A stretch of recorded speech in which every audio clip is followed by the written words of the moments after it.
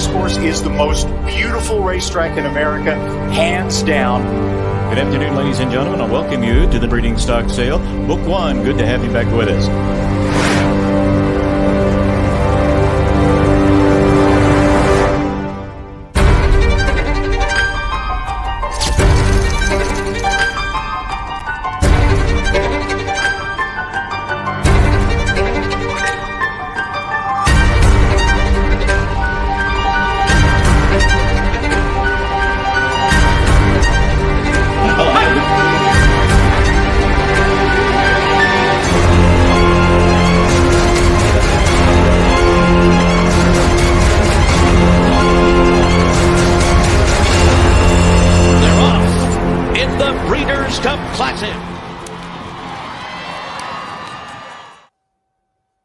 And a very good Thursday night, everyone. Welcome into the Keeneland Look Ahead. I'm Jeremy Plunk from Horse Player Now as we look to the Friday card. And it's not just any Friday. It's the biggest Friday of the meet. It's the Grade 1 Maker's Mark Mile. Also on the card, we've got a stakes race for the turf sprinters as well. And we look ahead to Saturday when the Jenny Wiley and the Lexington are on the card. A lot of great top-class racing still remaining at Keeneland for this 2022 spring meet. It should be a fantastic Friday as we take a look at the post-time and conditions at the bottom of the screen for the 10-race card that is highlighted by the Maker's Mark Mile. That will go as race number 9.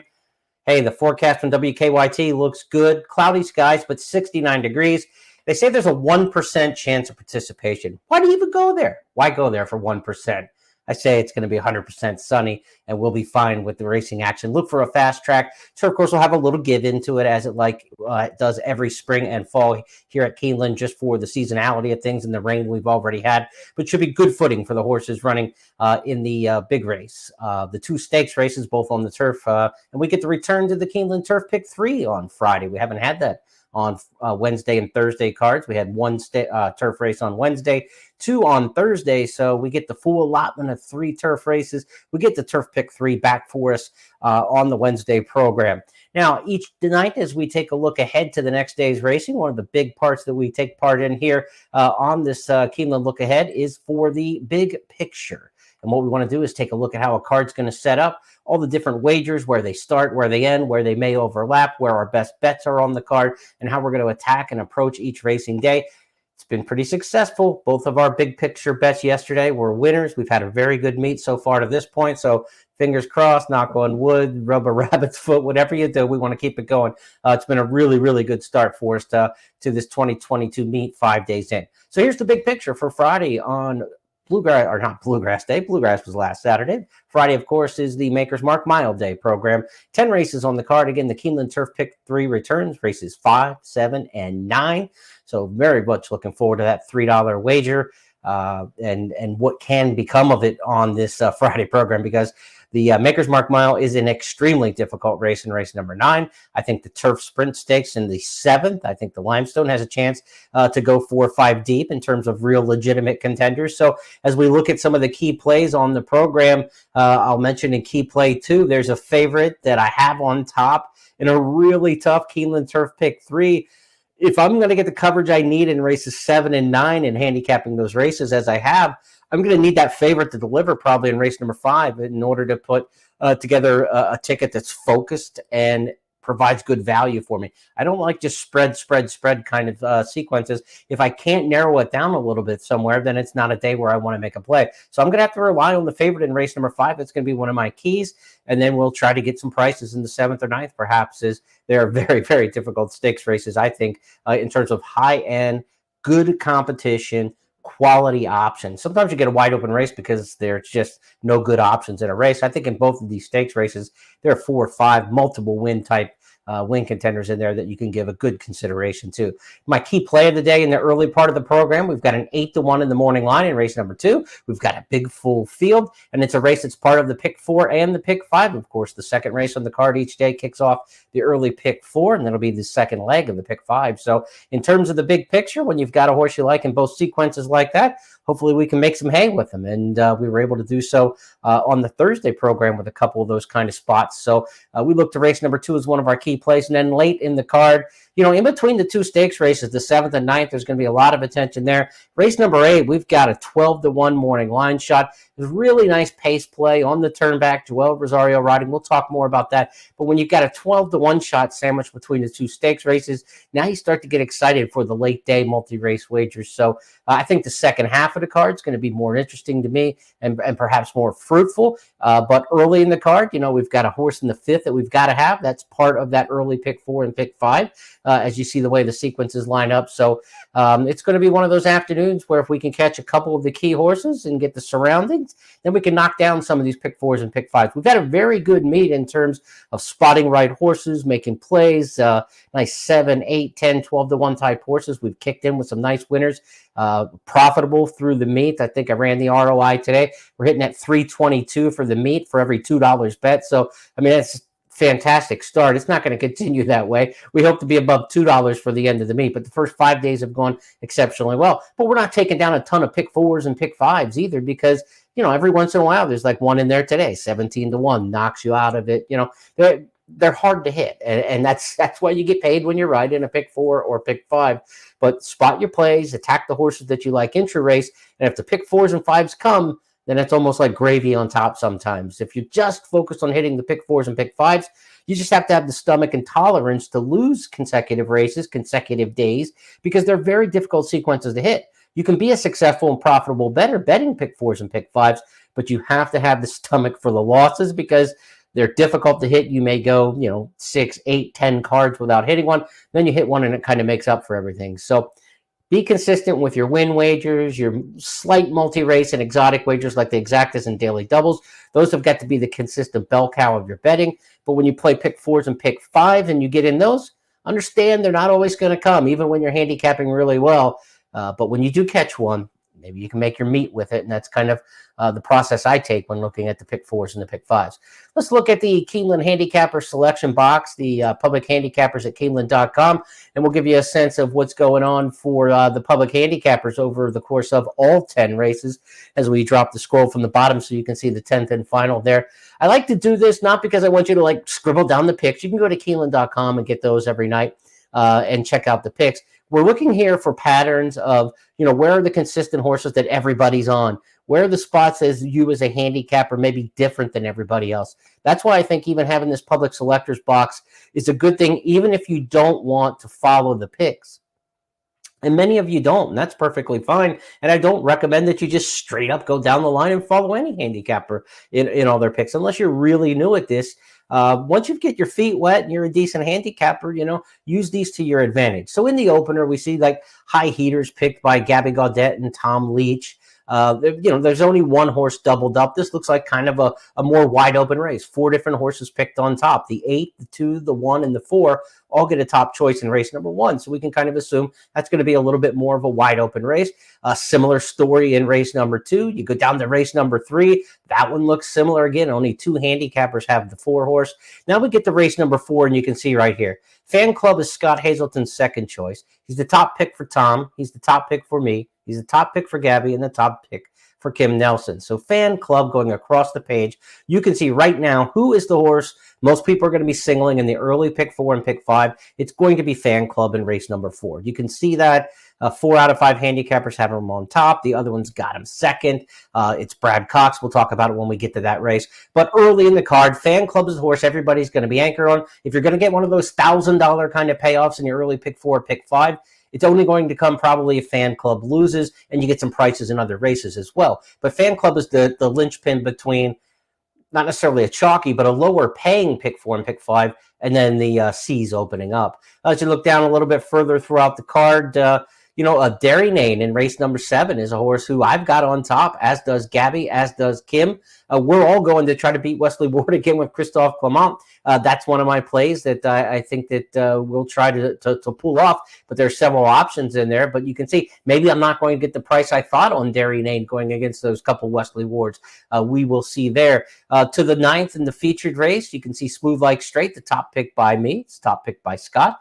top pick by Kim Nelson. It's the morning line favorite. So you can see the public's going to stay with Smooth Like Straight. Probably 3 of the 5 public handicappers have him on top. The other 2 have him in the top 3. He's the most consistent horse and the most likely to perform at his best level in a very difficult edition of the Maker's Mark Mile, but by no means a shoe-in. We'll talk about value a little bit when we get later there. And Super Christie wraps up the card in race number 10 with 3 top choices. So as you look around at the card, you want to try to find where you're on an island, where you're a little bit different than the others, and also you want to just, find out where all the logical players are. And we can see race number 4 looks like the most logical race on the card in terms of the public handicappers. Fan Club will be one of the biggest favorites on the program based on what we see there. And that's kind of how we look ahead and try to project ahead to things. We're going to talk about the Maker's Mark Mile a little bit later, the feature race on the program. Tom Leach has some great interviews.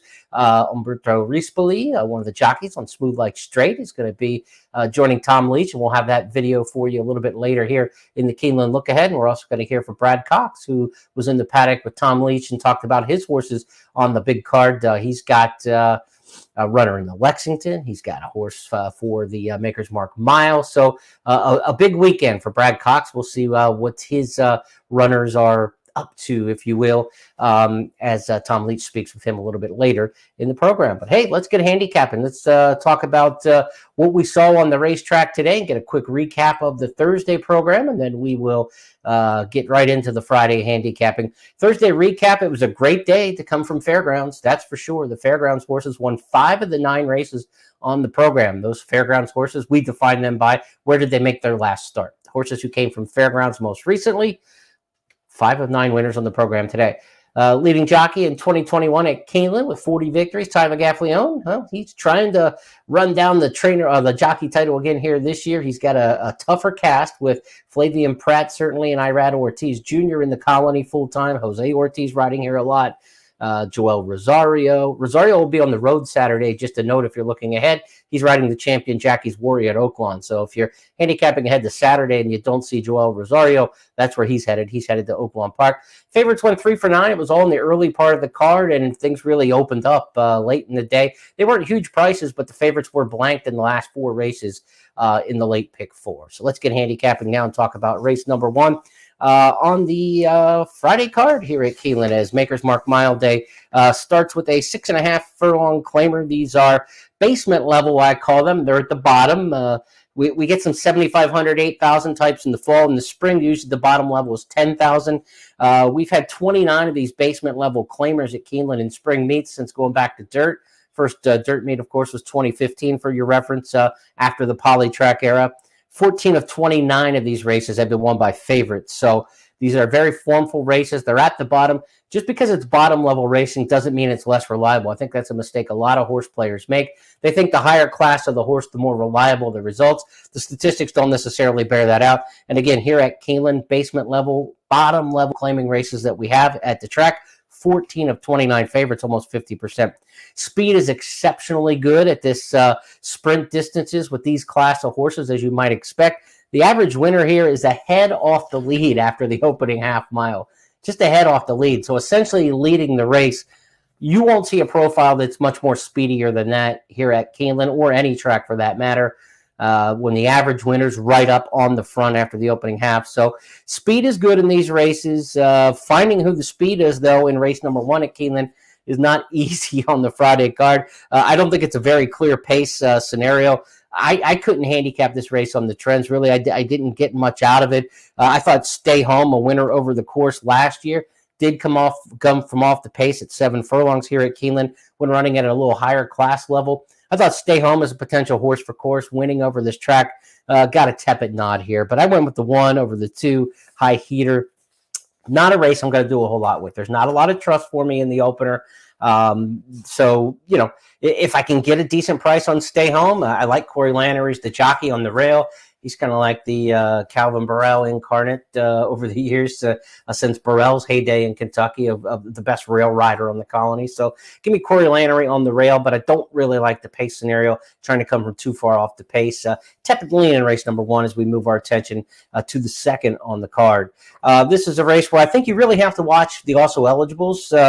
All of the also eligibles, 13, 14, 15, 16, all look like they could be legitimate players in this race if they happen to draw in. Race number 2 is a mile and 16th on the turf. So again, scratches and changes are going to be available tomorrow. Be sure you take in the preview show tomorrow with Today at Keeneland with Gabby and Scott, because they'll have the updated scratches by then. Of course, Keeneland.com and on the social media channels at Bet Keeneland, at Keeneland Racing.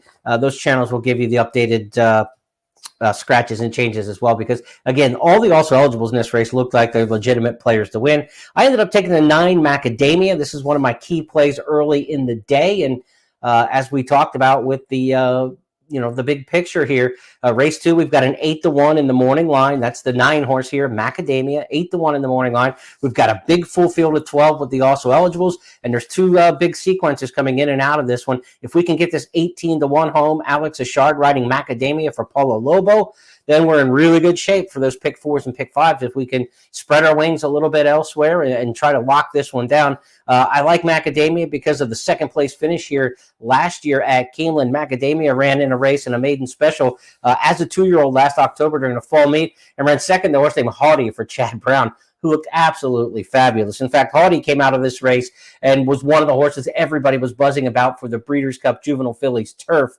At that time, just looked like an absolute future superstar in victory. So Macadamia's second place finish last year to that filly was a very good one. I like horses coming off the layoff at a mile and the 16th on the turf, coming back at Keeneland firing fresh. Paulo Lobo does a good job, and Lobo's got a couple big horses later in the card. His big runners in the Maker's Mark Mile. I love when a stable has a big race day and they're running horses on the undercard, especially like these maiden races. A lot of times, look, it's the big day, it's the owners, it's the connections. Everybody's geared toward the one big day, and they save their good maidens to run on these undercards. Of course, this maiden purse for $100,000.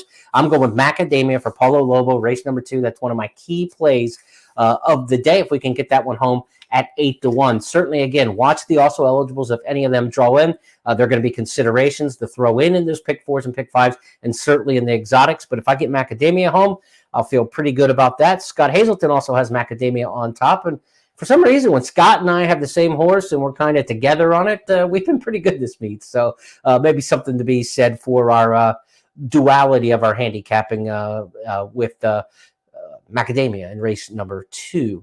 Third race on the card at Keeneland, $40,000 non-winners of 2 lifetime here. So, a lot of times when I'm handicapping, I'm looking for the horse who has the best maiden win. A lot of these horses have won at the maiden special weight level. I ended up going to Carrillo in here, and Carrillo in race number 3, as we take a look at the handicapper selectors box. I'm on an island here, and you say, well, why did you pick Carrillo then? You're the only one. So make the case for Carrillo. I do that by saying I've got 3 excuses in a row. So you've got to be, if you're going to pick a horse at a little bit of a price and get outside the public, you've got to find some excuses. This horse has been drilled in 3 straight starts, but the last one was on the turf. The previous one was on the slop, and the previous one to that was on the slop. Hasn't been on a fast track since last November, and this horse ran well on a fast track. So a 4th place finish here in a Lounce Company behind Laughing Boy in a tougher spot than this during the fall meet. Then won the Churchill and ran a good second in a 1.25 mile allowance race.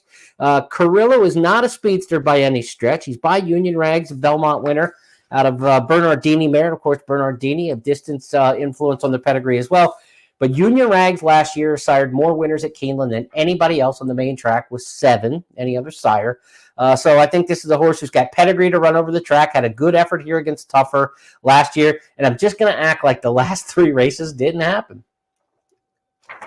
That's the case. That's the case we'll make for Carrillo in there. Pedigree play and, the soiled form, if you will, from 2 races on the slop and 1 on the turf. Back on the fast track, maybe we can get the victory, but not a super confident pick. Dreaming of Jerry won, who's always around it, 6 times second, but only 1 for 15. There's not a whole lot I like in this race, to be honest with you. There's only 8, so when we talk in the early pick 4 and pick 5, not very confident in the first, not very confident in the third. But again, I've got that key play that I like in race number 2, so hopefully that will allow me to spread my wings a little bit in the third race. Fourth on the card is where we talked about all the public handicappers for the most part. 4 out of the 5 are on Fan Club. Blue Jays is another one to consider in there. That was Scott Hazelton's top pick. I've got Blue Jays second. It's not going to get much past those two, I wouldn't think. And if it does, you're looking at a blow-up situation. I think in the multi-race wagers, if you have a case for another, these are the kind of favorites and horses you'd like to beat. But I just don't see much speed in this race. And I think Florent Giroux on Fan Club is just going to send. Giroux and Cox had a winner on the front end on the card today. And I just think the scenario for outside drawn Fan Club is send and go. Make them come get you. And I don't see anybody in this race running them down. Cousin Larry does have a good record over the racetrack, 2 for 2 here at Keeneland. He's sired by Cairo Prince, a good surface and distance pedigree here. Cairo Prince horses do very well going long on the dirt at Keeneland. Cousin Larry is part of that statistical accumulation with his 2 for 2 record, and certainly you don't need pedigree to see a horse who's 2 for 2. And that's one thing, like, always keep in mind, right? Past performance trumps all other things. So it's like, will this horse run in the slot? Well, have they tried it before? I mean, the best thing you can do is go back and look at a horse's record at a course distance, who they ran against, that sort of thing like that, versus some of the speculative things like pedigree and projected pace scenarios and things like that. Past performance, record over the track and distance are very important factors. Cousin Larry is a horse who loves it here at Keeneland. I think he'll be fine. I think he'll run well here. Blue Jays comes out of the race against Proxy, who's a really talented horse, but Blue Jays comes from so far off the pace. If you're going to pick Blue Jays to win in here, you must think that Fan Club is coming back. There's just not much speed here, and I think Fan Club goes. Blue Jays compromise maybe by the pace, but Flavien Prat on Blue Jays from post 2, he may get a little aggressive early and put this horse in the race. We've seen Prat ride outstanding on the dirt early in the meet here at Keeneland, but I think it runs through Fan Club. You could use Blue Jays, and I wouldn't argue with you in there. Cousin Larry, the other option. If it gets beyond that, Katie bar the door in terms of the prices that could start to pop up in terms of the pick 4 and pick 5 early in the card. Let's go to race number 5 on Friday. This is one of my key plays as we go back to the big picture. It's the start of the Keeneland Turf Pick 3. Welcome back, old friend. We haven't had it since Sunday. No Keeneland Turf Pick 3 on Wednesday or Thursday, but it is back Friday. Again, low takeout, $3 minimum. We haven't had a lot of big boppers in the Keeneland Turf Pick 3 yet in the limited times. We've only had 3 offerings so far this meet. But we're ready and geared up for a big payoff today if we can get it, I think, as we look ahead to the card on Friday, because these are some tough races. I do have the favorite in here, Ocean Road, and to me, it's going to have to be a reliable favorite in this case, the way the rest of the races shake out. I do like Ocean Road coming out of the Breeders' Cup Filly and Mare Turf. This is a horse new to the stable of trainer Brendan Walsh and has trained really well in Florida for the return. Tyler Gaffleone rides. Walsh, Gaffleone, strong connections. They won a couple races together last Saturday. Good start at the meet for the barn. This is a classy filly who's going to be getting Lasix for the first time, and she should be a factor in this Filly and Mare Turf division throughout the course of the year in the U.S. She's got a lot of classy form as a 3-year-old last year in Europe, and now here stateside. I think Brendan Walsh will have a nice year with Ocean Road, and it should start in this spot. Now, the question mark is she hasn't run since last year's Breeders' Cup Filly and Mare Turf. You know, I've said this many times on these podcasts in the last couple of days, and the turf mile races especially, and the mile and a 16th, horses coming off long layoffs do very well in the Keeneland Turf here. But at a mile and an eighth, not so much. This is where the little bit of a question mark comes up. We've had 61 9-furlong races on the turf and allowance company going back to the 2006 start of our database. Out of those 61, only 13 of the winners were horses, less than a quarter were horses who had not raced yet this year. Remember, when we talked about this turf mile races, it was half, 50% of the winners. So this is less than a quarter. It's twice as hard statistically to win off a long layoff at a mile and an eighth at Keeneland in the spring than it is at a mile. So that's what Ocean Road is up against. If you are going to take a horse who kind of fits better, if you will, on the style of the race, Scarabia, the 3 would be my second choice in here. This horse fits well coming out of Gulfstream races. Remember, we said there were 61 9-furlong allowance races here since 2006.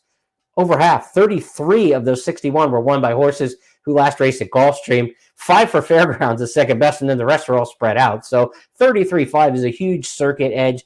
Gulfstream 9-furlong horses coming here for 9-furlong races have been absolutely outstanding. Scarabia comes from Gulfstream, definitely has to be considered. Queen Bourbon comes from Gulfstream, Final Bell, and Talking Book. So there are 4 runners of the 9 here coming from Gulfstream. I like Scarabia the best amongst those. So for me, I'm in on Ocean Road. But if Ocean Road stubs her toe and isn't ready on the return, her workouts indicate she is, then I think Scarabia is the fit in there. So it's a single or two deep situation for a pick 5 player for a $3 a Keeneland Turf pick 3. It starts to get expensive now. If you start throwing in multiple horses, I'm going to need more horses in the 7th and the 9th. So for me, I'm going to hone in on the 5 or the 1 horse in the 5th race, that being Ocean Road.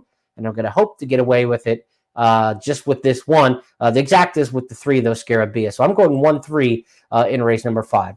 6th race on the card is an allowance race, but it's disguised. I mean, this could very well be a grade 3 stakes race. Good group in here. 4 of the runners in race number 6 were horses who ran in the Triple Crown series. Their names, Major Fed, Enforceable, Farmington Road, Concert Tour. These are all horses who made stops along the Triple Crown Trail and in Triple Crown races, all clashing in this allowance. This is simply a pace play for me. I do not see a scenario in which Concert Tour is not loose on the lead and tough to run down. Concert Tour is not as good. He's certainly, the bubble has burst for him compared to what we thought he would be early in his career with Bob Baffert, since he's come to Brad Cox barn. A really poor effort in stakes company at Oaklawn. Then he came back in an allowance race, and he got beat that day, but he ran more like we expect to see from Concert Tour. Those were 2 miles off the long layoff since the previous May. Now we go to the mile and a 16th. And this might actually be a good situation for him. Brad Cox, as we've told you, has an outstanding percentage. It's upwards of almost 40% in mile and a 16th races at Keeneland. His horses handle the speed. He's got mostly speed horses. We know that with Brad on the main track. And when they turn for home, they typically have that ability to re-break and sustain their ability and sometimes explode. At a mile and 16th with the short stretch, that's what you want. So if in the upper stretch, Concert Tour turns with the lead for home as we expect and has any of that little extra surge or energy that we see so many times, I just don't see him getting beat. I think he's loose on the lead in here. There's a lot of real closers. I mean, Enforceable comes from way back. Major Fed comes from way back. Beaver Hat comes from off the pace. Mischief Afoot comes from another time zone. I mean, these are all like deep closers. No excuse whatsoever. I think Concert Tour is a lead pipe cinch. He is, to me, a single. Race number 6, let's look at the big picture in here. I don't think he's going to be a bet in terms of intra-race. I think he's going to get hammered. I think he goes far sub 2-1. I think he could be 6-5 in here. But I think in the late pick 5, which begins here in the 6th race, I think you just take Concert Tour and move on with it.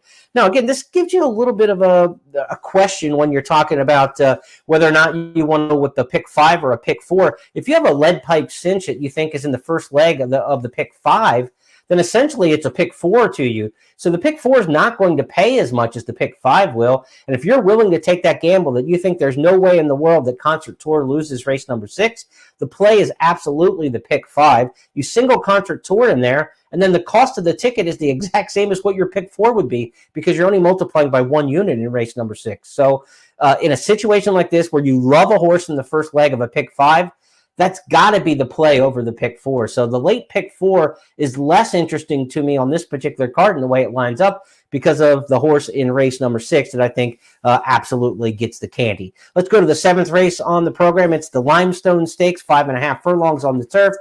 We talked about the Palisades on Sunday, which was for the 3-year-old filly turf sprinters, or the 3-year-old colt turf sprinters. Now, this one's the 3-year-old filly version, the Limestone. And in the Palisades, it was Christophe Clement who got the victory with Joel Rosario coming from off the pace and running down the Wesley Ward contingent. I'm going to hope that history repeats just a couple days later with Darrynane. The 6 is my top choice in here. And I was surprised in the Keeneland Handicapper Selectors box. I thought I was being crafty here. Gabby Gaudette, Kim Nelson also picked Darrynane. So maybe not as crafty as expected, but to knock off not 1, not 2, but 3 well-drawn Wesley Ward runners is not going to be easy to do. I like Darrynane's chances to do it, though. This horse was a good closing 4th in the Breeders' Cup Juvenile Turf Sprint against the boys. Now she's in with fillies.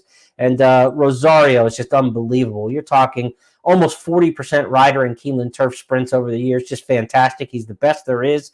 I'll take my chances and ride with him in here. But in terms of the pick 3, the turf pick 3, how can you eliminate all the wards here? Her World was just awesome in her first start last year at Monmouth. Coffee Maker comes out of the Breeders' Cup Juvenile Turf Sprint, an excellent performer and a horse who's run well here at Keeneland in the past. Ruthine looked fabulous in the career debut before heading over to Royal Ascot last year and absolutely could win this race. Ward in the 2-3-4 hold must be respected, and do not sleep on the 9 Fast Corey. This is a Brad Cox trainee by Practical Joke who debuted at Turfway and looked as good as a debut winner could possibly look sprinting. Fabulous win. Whether or not she handles the turf is a real question mark. We're going to find out what Fast Corey can do on turf, but I would not want to be playing the Keeneland Turf Pick 3 without her. So what my situation is I'm going to try to go against Ruthine, and I will use Coffee Maker and Her World, the 2 and the 3. I'll obviously use Dairy Nane, my top choice, and I also want the 9 in there. So I am 4 deep in this race in the Keeneland Turf Pick 3, race number 7. To the 8th we go, and this is one of my key plays late in the day. As we show you key play number 3, we've got a 12-1 morning line price in here with the Rosario Fit. And what I mean by that is number 12, Honorifique. Honorifique in race number 8 to 12, one of my key plays late in the day.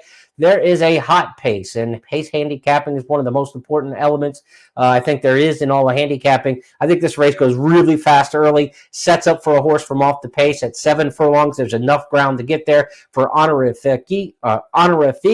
And Honorifique has Joel Rosario, one of the best closing finishing jockeys we've seen in some time. I think it's just a great style fit. It's a great pace fit. I'm all in. We get a good morning line price there. And if we can get that 3rd pick in as our key plays, 12-1 late in the day, that's really going to set things up for us. So while other people are kind of singling around and maybe trusting some other horses, I'm going all in here. This will be a single for me. I am singling a 12-1 in the late pick 4 and pick 5 on Friday, that being in race number 8 to 12, Honorifique. Okay, let's go to the 9th race. It's the Maker's Mark Mile. This is the feature race on the program, and we told you at the top we were going to get you some interviews from Tom Leach. So without further ado, let's have Tom Leach called up with Umberto Rispoli. He's going to be the jockey on the morning line favorite, Smooth Like Straight. Here's Tom with Umberto. Umberto Rispoli will be aboard possible favorite, Smooth Like Straight, in the Grade 1 Maker's Mark Mile. You work him in the mornings. How is he training coming up to this debut? Look, he's training very good. I mean, I'm very, very happy with him. Obviously, come back tomorrow on a tough race like that. It's always difficult, but he's that kind of horse. Than last year, he's been solid. He's been tough all the season. So we hope then he's going to come back as the best he was last year. And he shipped across country last year, ran well on Derby weekend, so he handles the ship. Yeah, I mean, it's very talented, and it's very good in his mind. From what concern myself when I'm sitting on him, he's that kind of horse. Then once he put the feet on the track, he knows what he has to do it. So I don't think it's going to be any problem with the shipment. What about the rain that the turf course has taken this week? Well, that's my big question mark. He ran one time when it was raining at Churchill, and he won with the Johnny. Today, as I feel the track was a little bit sticky, I wish it's going to dry a little bit more tomorrow, and it's going to be definitely favorable for him. Firmer the better, then. Obviously, yes. Talk to me about riding at Keeneland. I guess this is Friday, your first day, right? Yes, it's my first day. I'm gonna be here whole meet until the end of the meet, and then I move to Churchill. So I'm excited to be in Kentucky, and I'm happy for this new adventure. What do you like about this experience here at Keeneland? I always like Keeneland. Unfortunately, I'm still a maiden on the track, so I wish to break my maiden soon. I got a bunch of seconds, but I wish my best for this weekend. Well, maybe it'll come with Smooth Like Straight. Oh, why not? Good information, great personality, Umberto Rispoli. He's going to be a guy as he comes east and to New York, perhaps after the Keeneland meet or at Churchill Downs, whose profile is going to pick up. Bubbly personality, great rider. He has got a big future ahead of him, and it's good to see him riding now full-time the rest of the way at Keeneland. Now, Brad Cox has set piece in the Maker's Mile. He was also in the paddock recently where Tom Leach caught up with him, and he's got a horse also for the Lexington Stakes with need to get into the Kentucky Derby. We'll catch up with both of those scenarios right now. Let's talk about set piece spread in the Grade 1 Maker's Mark Mile and how he's coming up to his race. He's doing really well. He gave him the winner off after the run at Woodbine. Didn't like the ground there at Woodbine at all. He was training really well leading up to it. trained very, very well over the winter at the fairgrounds. Very excited about getting started. This is obviously a tall task, but I think when he was in top form last year, he can compete with this group. So I'm hopeful that he'll bring his A game tomorrow. I'm not sure he's 100% fit off the layoff, but he's very close. He's been training very well. What do you see in terms of any improvement? Can you tell, or was that? I think he's. He looks unbelievable, and he's training so well on the dirt. I train him on the turf almost like all spring and fall. I'm sorry, yeah, all spring, summer, and fall. He pretty much breathes on the turf, and he's doing really well, so didn't want to change anything. We didn't have that option throughout the winter at the fairgrounds, and he trained lights out on the dirt. So, looking forward to getting started this year, and hopefully, he can compete in this grade one, and he'll win one at some point this season. One question about Tawny Port, and are you concerned about the quick turnaround in the Lexington? I guess it's always a concern. The horse is a big, strong horse. He looks really good. Monday, we let him kind of cruise down the lane at Churchill. He went an easy half, like 50, bounced out of it in good order. His energy level's good.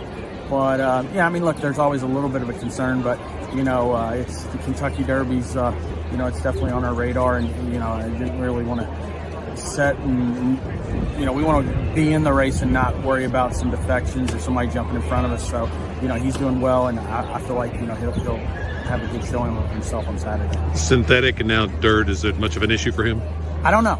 It's a fair question. He's had 3 good runs on the synthetic. He had the 1 run in the Risen Star on the dirt. That was, I thought, a very good race behind some really good horses. And obviously, I'd say what you call the Derby favorite, Epicenter, Zandon, and Smile Happy. I mean, he's like 3-4 lengths behind those horses. Yeah. So I will say this. I think he's an improved horse for sure. Florent was happy with his run that day. He was still green. He's still improving. And I think he's set up for a big run on Saturday. There are no rank outsiders in this year's Maker's Mark Mile, and Brad Cox rarely trains an outsider. Set piece, though, if he is to win this one, will be a bit of a surprise for sure. As you look at the public handicappers for the Maker's Mark Mile, race number 9, no choices for set piece in there. But again, he's going to need a fast pace. He comes from well off of it. We'll see how the pace of this race sets up. We know the pace should come from number 6, Smooth Like Straight. And I will tell you, it was almost a default pick for me because there were so many good options in this race. I wanted to just eliminate a lot of variables. And Smooth Like Straight's early speed does that. He goes to the front. He's not going to have to worry about trip. He's not going to have to worry about getting through. He's not going to have to worry about other horses and pace flow and losing ground. The factors are kind of eliminated for him. Now, he's a hard luck horse. His last 7 losses have come by a length and a half combined. He's a horse who runs second as much as he runs first.